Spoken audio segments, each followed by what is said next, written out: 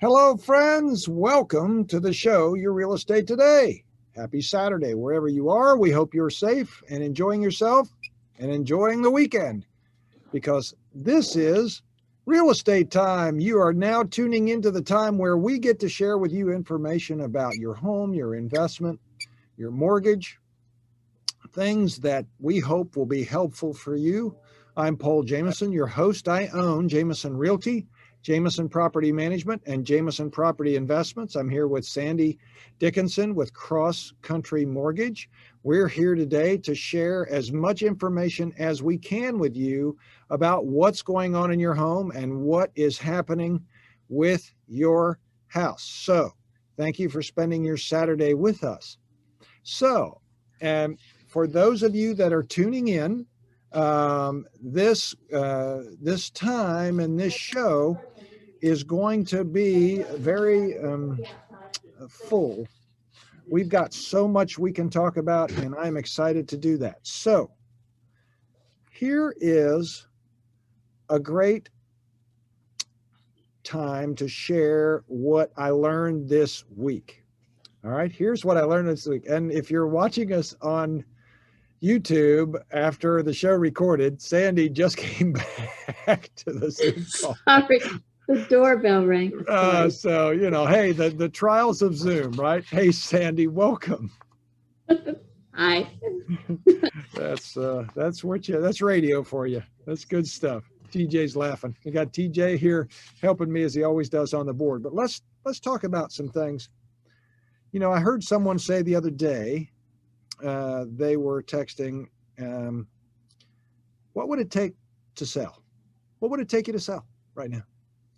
What would it take you to put your house on the market? With inventory as low as it is right now, there's people coming door to door saying, hey, what would it take you to sell? And there's some very positive and negative things. And I don't say negative, let's say positive and challenges that could come along with this discussion. So in the vein of what would it take you out there to want to go ahead and sell, let's talk about that for a minute. Here are some positive. If this is your primary residence you're talking about selling, there's some tax benefits. I'm not a CPA. Please consult your CPA for more information, but I had a good night's sleep last night.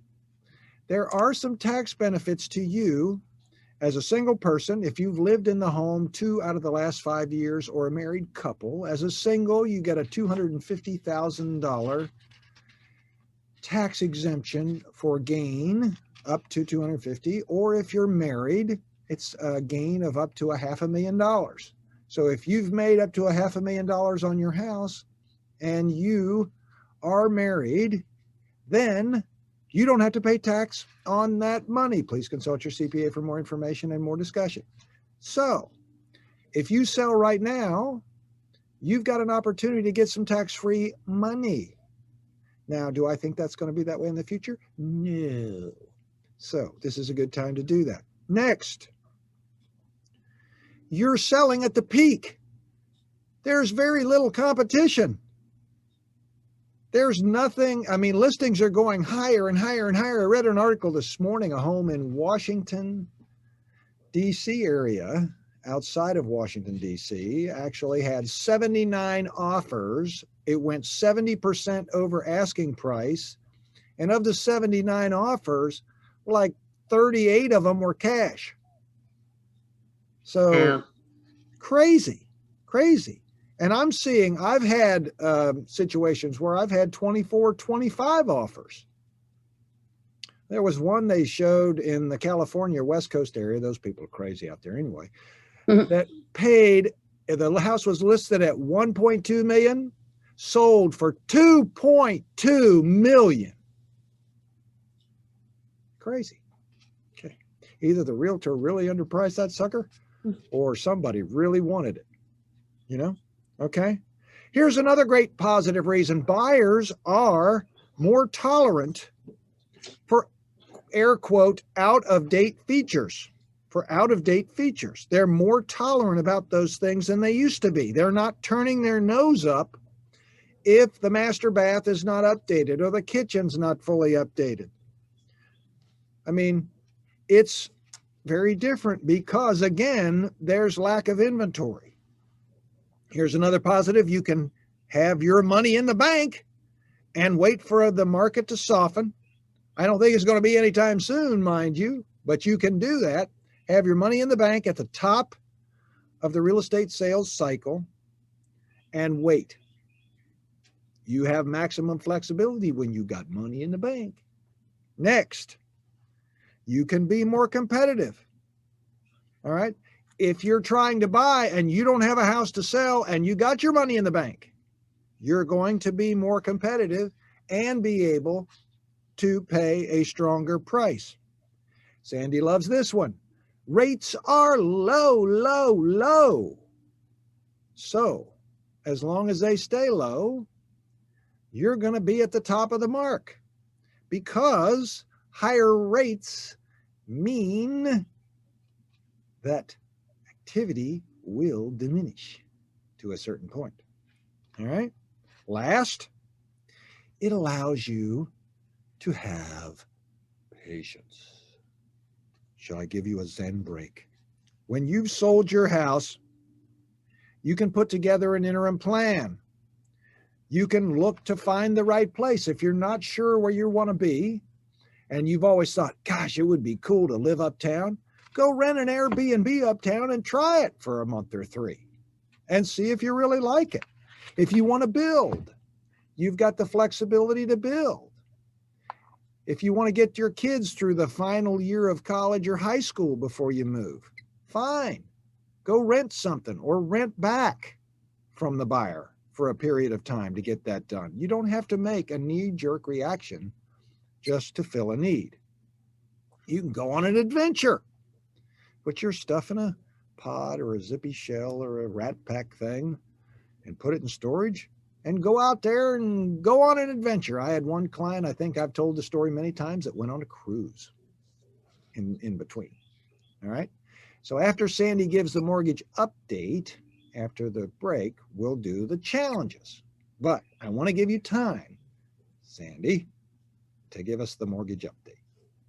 Okay, I've had so 4 there. cups of coffee, by the way. Okay. So inflation fears, they're out there, but Jamie Dimon, head of Chase, and the Boston chief economists say that they feel like the inflation fears are overblown. We know that it's coming. We probably have a month before it's really going to hit, and that's when the rates will probably go up again. But the slack in the labor market should alleviate some concerns. However, the skilled labor, which right now, is somewhat tough to find, might put pressure on the inflation. So it's definitely transitory. Refis are down right now about 5%. Purchases are down a little bit, but I think that's just because there's very little inventory. Yeah. If there was inventory, they would be up. Yeah, I read that article too, and I was like, well, duh. Yeah. So we're right now only about an 1/8 lower in rate than we were last year this time, and we're probably going to see them go up. Whereas we're planning on them probably going to 4% by the end of the year. So still not terrible. But inventory is down 30%. So I think activity, like Paul says, will continue, but you're going to have to pay just a tad more in rate. Yeah.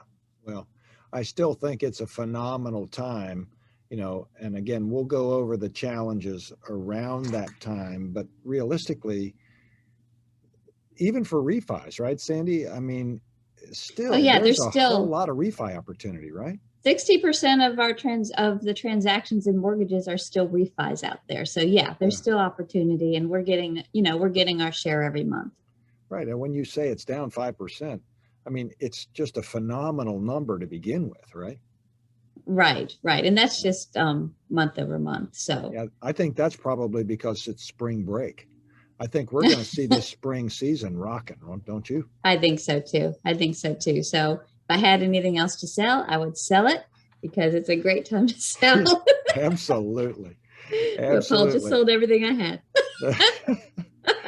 We'll find some stuff to turn around. So, all right. Well, we've got more to come. The show, Your Real Estate Today. Sandy Dickinson with Cross Country Mortgage. Myself, Paul Jameson. Stay tuned. We'll be right back. News Talk 1110 WBT. Welcome back. Happy Saturday. You're tuned in to WBT. I'm Paul Jameson, your host. This is the show, Your Real Estate Today, and we love spending our Saturdays with you. And I'm excited about what we have to come and what we're going to do together. So thank you for spending time with us. We'll make it worth your while. I'm here with Sandy Dickinson with Cross Country Mortgage. She'll be with me through the whole show today. It's great to have you, Sandy, and great to be here with folks on Saturday. All right. So after the break, I promised I would, I began the first segment, if you're just now tuning in, talking about what would it take you to sell? And I went through the positives around tax changes. You're getting out at the peak. Buyers are more tolerant. You can be more competitive. You can have some patience. Rates are still low.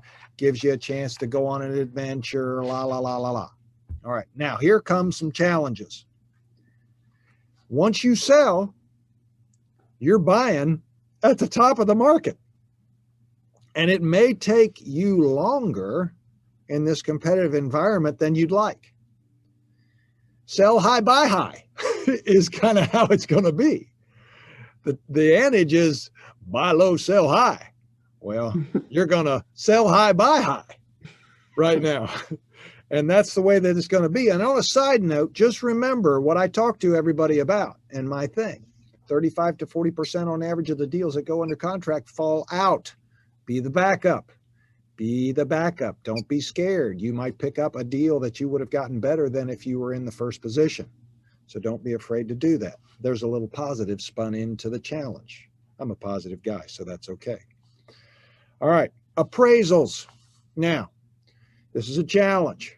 Appraisers, I don't think they believe what's happening. They don't want to believe what's happening. So we're seeing more challenging appraisals, Sandy. Yes, and we are. Huh? Yes, we are. And we need to get the appraisers on board. It's a supply and demand, basic economics. Now, we don't think they're economists, and the only reason they have economists is to make weathermen look good. But I think realistically, you have to adjust with the market. The idea of an appraisal should be what the seller's willing to sell for and the buyer's willing to buy for, with some limitations, right?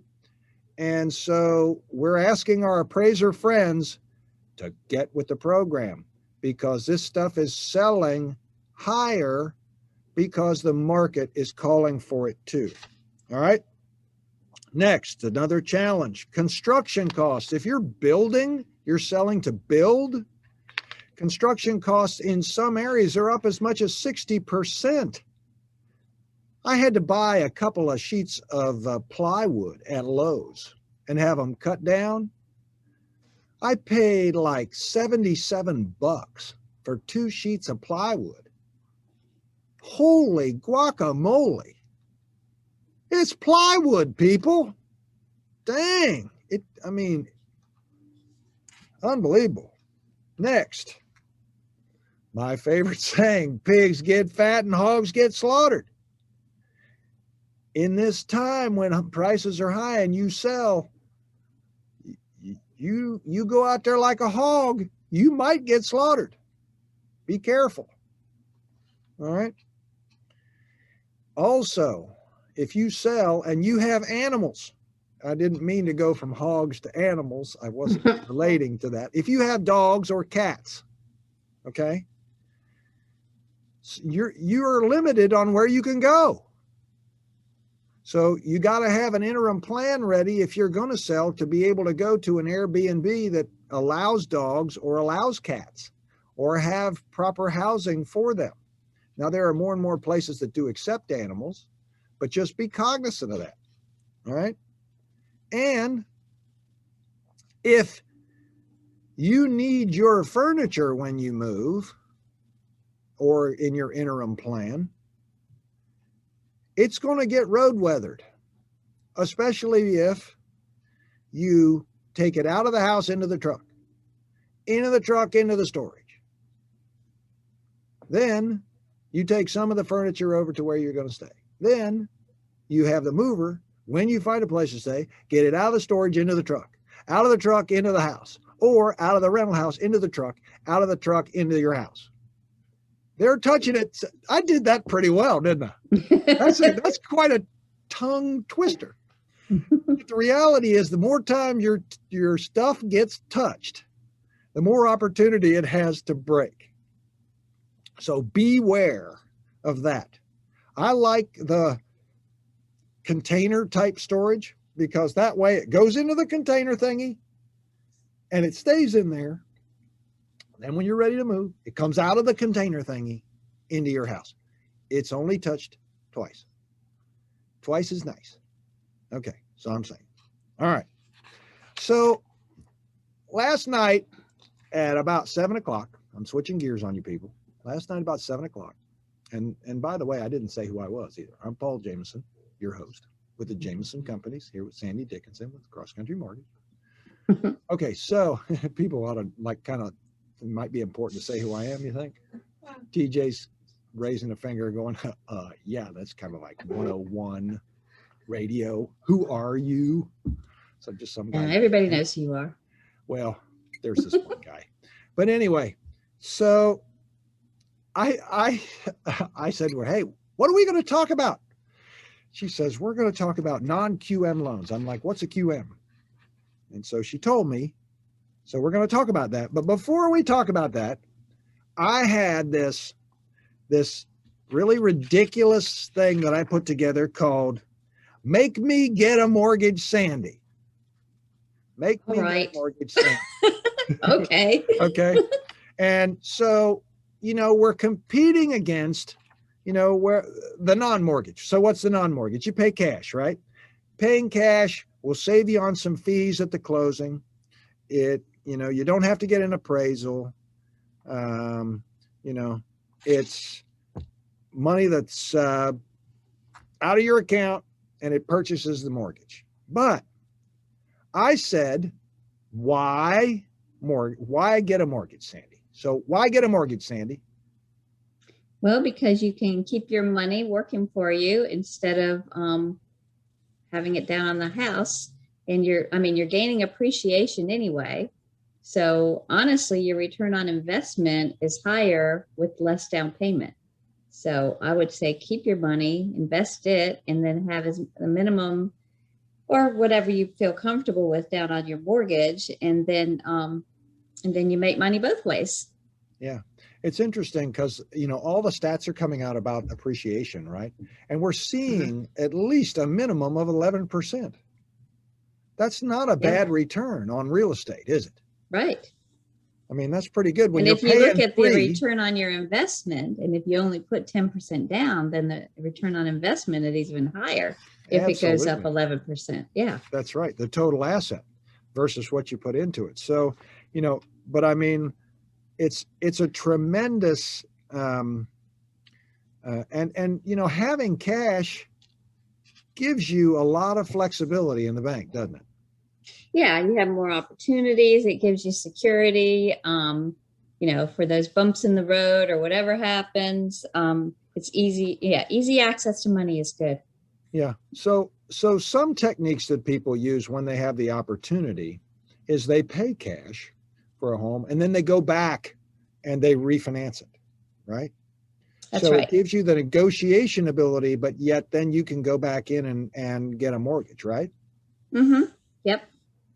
So one of the things that, again, came up in my extensive research in regards to Sandy making me get a mortgage was that, let's say, for example, you get a big bonus, right?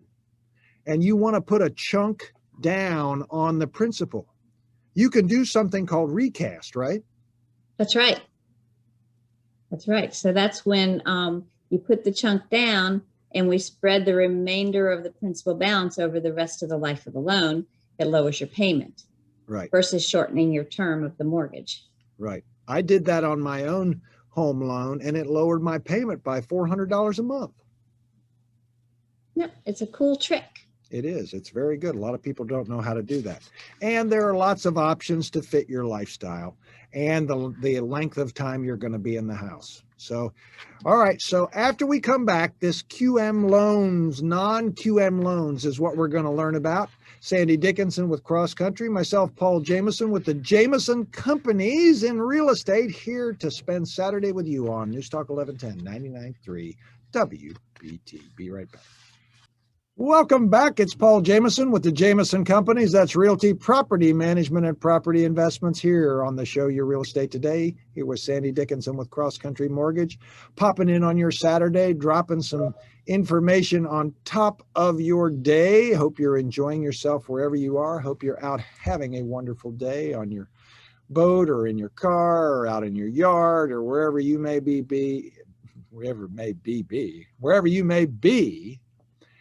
We hope that you're having a great day. So, all right, Sandy, non-QM loans. What are QMs?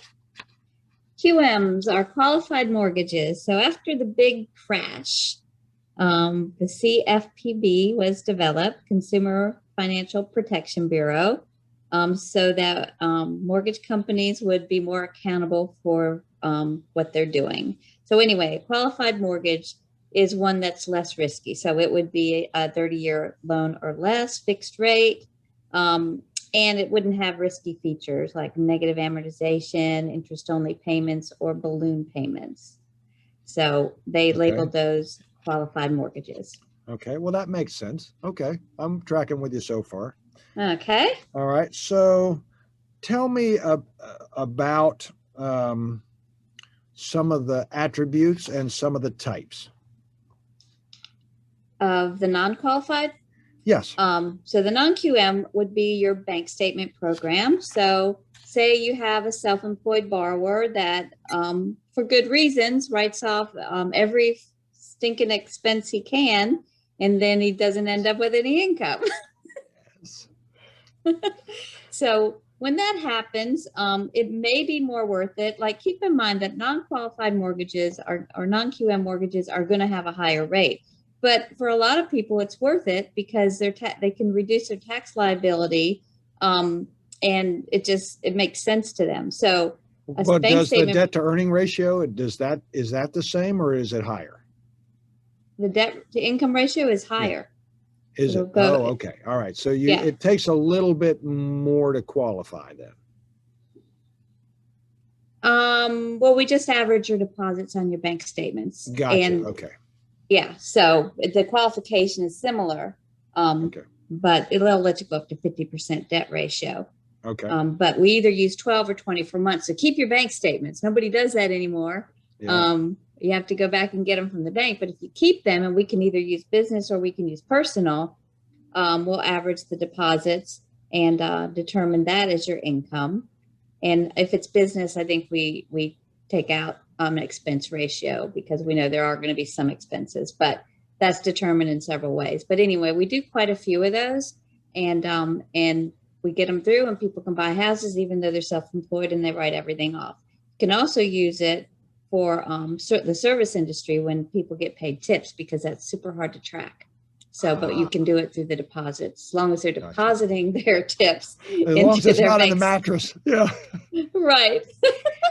Makes I know. sense. When I was a waitress, I used to hide my money in my boot so the husband didn't see it, so I could spend it any way I wanted. Ah, very smart. Very smart. The old boot trick. Well, I don't wonder why that marriage didn't last. You gave him the boot. Yeah, he found the boot. Yeah. All right. What other types? Okay, so we have investor cash flow, which is probably interesting to you since you do work with a lot of investors. So it's based on the debt service coverage on only the subject property. So they take that by rents divided by the proposed principal, interest, taxes, insurance, and associations dues. Mm-hmm. So they will have to have a rental history, like some history of managing a rental property. But you can have then up to 20 properties financed, which Fannie Mae only allows you to have 10. So if that's your business, if you're an investor and that's your business, this is not a bad deal for you. Yeah, it says here in the notes that it's up to 70% loan to value. That's pretty good Yeah.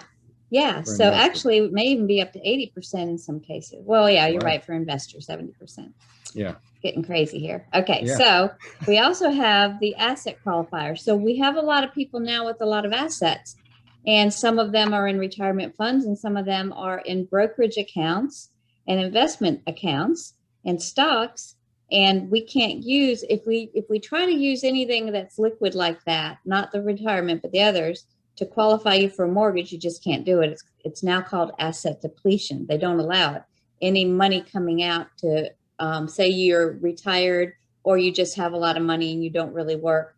Any money that you take out monthly from a brokerage account, we can't count as income. We can only count it if you take it out of a retirement account. So this program allows you to do that. So and that doesn't even have a debt ratio. We just use a percentage of your outstanding mortgage debt. And we determined that you qualify because we're assuming if you have that kind of money, you have the ability to make your payments. Yeah, absolutely. And you do have to have good credit, obviously. Yeah. What is considered good credit these days? In this case, you get the highest loan to value at a 720 or higher score. Mm-hmm. So with a regular agency loan, like a conventional FHA, conventional wants a 740 score to give you the best rate, even though they'll let you have one at 620, but they're going to charge you a lot for that, for that rate and that mortgage insurance if you have it. But for these programs, 720 and higher. Oh, okay. And we don't always use the lowest of the borrowers. Like in conventional financing, we use the lower middle score for both borrowers. In this case, a couple of the programs will let you just use the lower of the middle score of the primary borrower, which sometimes works to their advantage. Absolutely. Yeah. Absolutely. I've always laughed about the fact that Carrie's credit score is higher than mine and she doesn't work. I don't know how that happens. Happens all the time. She's smart. I don't know where her boot is, but I need to find it because there's probably a bunch of money in there somewhere. There are some other perks to these programs. For instance, we can do non-mortgable condos. If you have non-permitted additions, we allow that. Oh.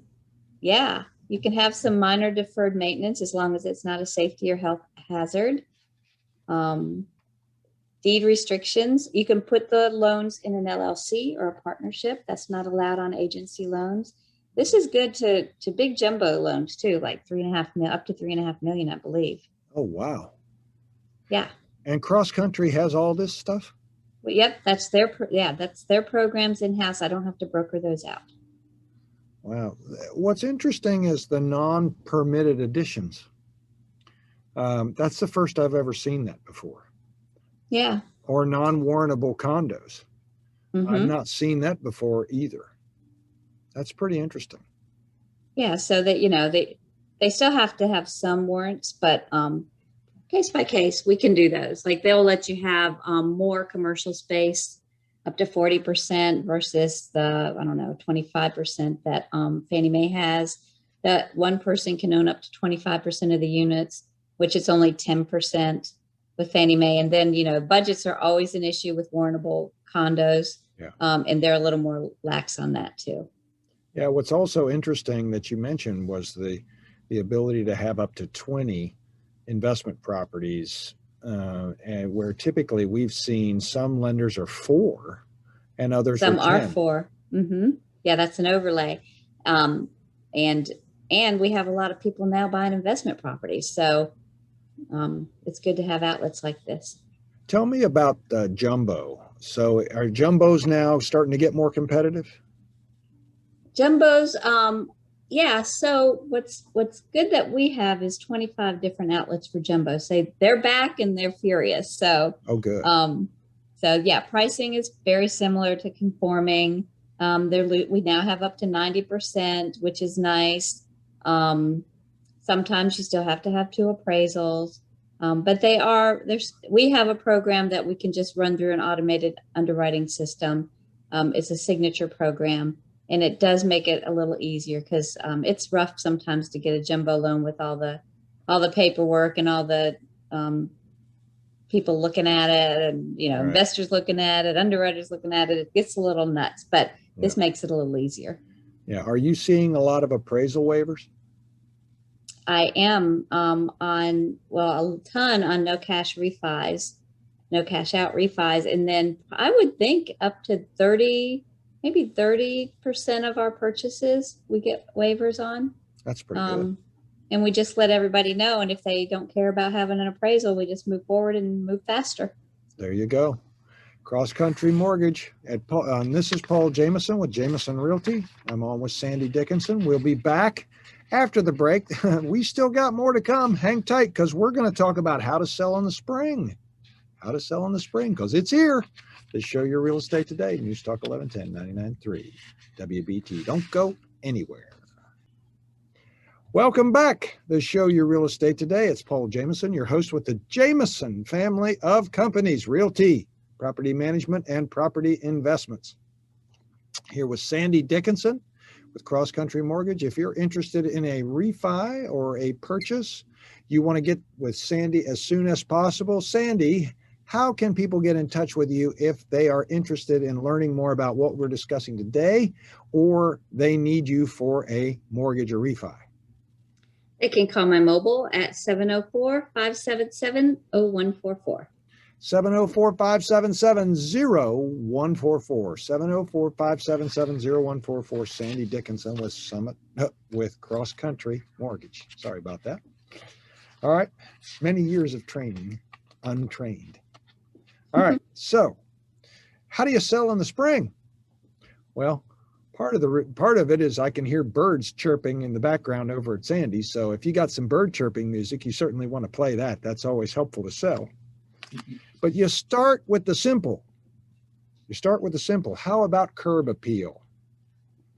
Getting around the curb. The mailbox, around the mailbox is always a great place to decorate. Around the mailbox is always a great place to decorate. It's one of the first things people see as they roll up. So make sure your mailbox is painted, nice, happy. If you've got a bird poop covered mailbox that is bent over, rusted, and the door stuck open, that's not a good impression. Go out and buy a brand new mailbox. It may be easier than trying to salvage the one you have. If your mailbox is in the shape of a trout, maybe it's time to trout down to Lowe's and get you a new.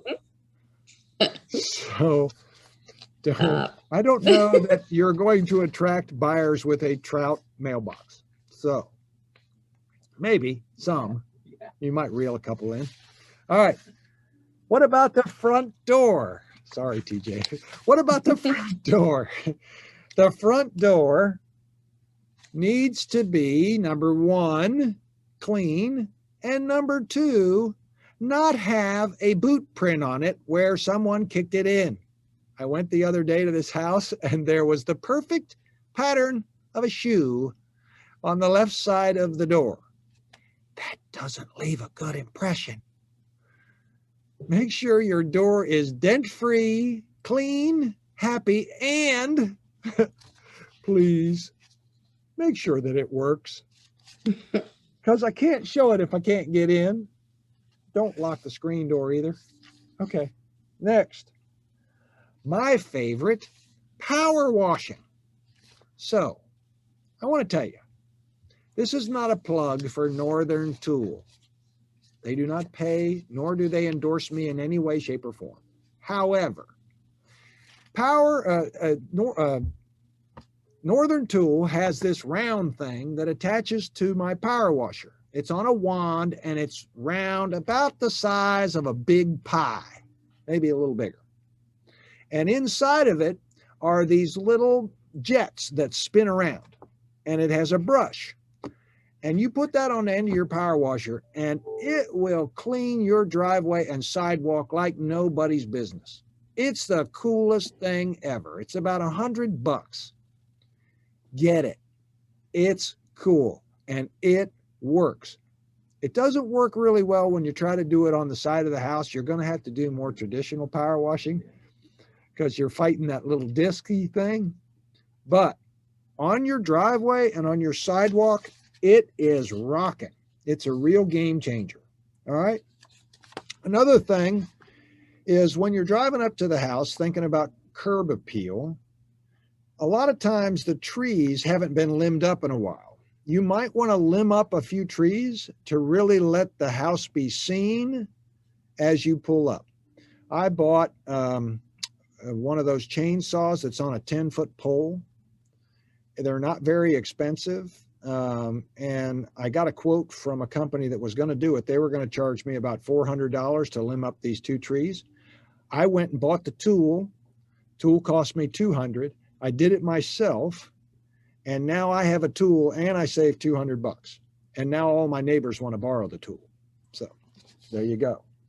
All right. Fresh mulch and pine straw. Duh. All right. I mean, you have to draw them in, right? That draws people in. You know, if you don't draw them in, you're not going to see the inside of the checkbook. You're just not. All right. The entryway. Time to take down the picture of Aunt Myrtle. Here's something I want you to think about. Aunt Myrtle, she may be cool and she may like to play poker and drink a case of beer a month, but Aunt Myrtle does not belong in the entryway. The sale is made on the house in the first 15 seconds. They're either going to buy it or not buy it, or go farther or go out. So make sure that you make that rocking. That inside entryway is what gets it done. All right? And get some staging help. If you can't afford to have your home staged, have a stager come in. We provide that at Jameson. Carrie does that. We come in, we give you a consult as to what should stay and what should go, what paint colors to use and things to do, because you don't want to make it too sparse, right? You want to make it balanced and livable and want somebody to live there. Make sure you get a consult to make the house look as good as it can with the things that you have. And if you need a place to store some stuff and you're on a budget, put it in the garage. Safe place to put anything. Store it in there. All right? Change out the light fixtures. You know the light fixture I'm talking about that's in everybody's living room that looks like a spider and it's brass and is in every stinking house that's over the last 20 years. It's like you want to take the thing down and drag it behind the truck. Get it out. That fixture's got to go bye-bye. Get a really cool fixture. It's not that expensive. They got some really cool looking stuff. All right. Clean the registers. If your registers are rusty and your registers are black or your registers are nasty, change them. It's not expensive. I believe the last time that I looked, the average metal register at a big box store is somewhere around $9. Change out the registers. And if your register, your intake one is so caked with yuck because you haven't changed the filter or dusted it off and you have to get a chisel and a hammer to get the guck off, you can replace that too. It's not hard and it leaves an impression. So go ahead and do that. Okay. If you are tuned out to me and you're not hearing anything else I'm saying, and all you're hearing is wah, wah, wah, wah, like Charlie Brown's mother. All right, here's what I want you to do. I want you to call Marty Ivy at Ivy Exterminating, and I want you to have him do 2 things for you. I want you to have him, if you're on a crawl space, get in your crawl space and inspect it and see if it needs anything. And I want you to have him, if you do not have a termite bond, do a termite inspection. Do not leave the biggest reason why contracts fall through undone. 72% of my deals fall through because people do not get in the crawl space. Common sense things: pull up your blinds, wash your windows, declutter like a crazy person. And if you got the droopy fan, You know what I'm talking about, that looks like a flower, that is like done. That you people are visualizing what I'm talking about. The droopy fan where the blades are going down. That is not a good look. Time to say goodbye to the droopy fan. You can replace the blades, or you can just replace the fan in and of itself. I have seen them with 3 to 4 inches of dust on top of the blade. Doesn't mean you're a bad person. I'm just trying to help. Paul Jameson's Consulting Show. Let's have Zen together. And also, make sure you point out things that are good to know. Put a notice on the counter and let people know why you've loved to live there. All right, Sandy, how can they get you again? 704-577-0144. Cross Country Mortgage. Myself, Paul Jameson. If you're ready to sell, we'd love to talk to you. Investors, buyers, we're all about real estate. We get it done. Call us at 846-DONE, 846-3663, or on the web at myjamesonhomes.com. Thank you for your time. We appreciate you. God bless and enjoy your Saturday. Talk to you next week.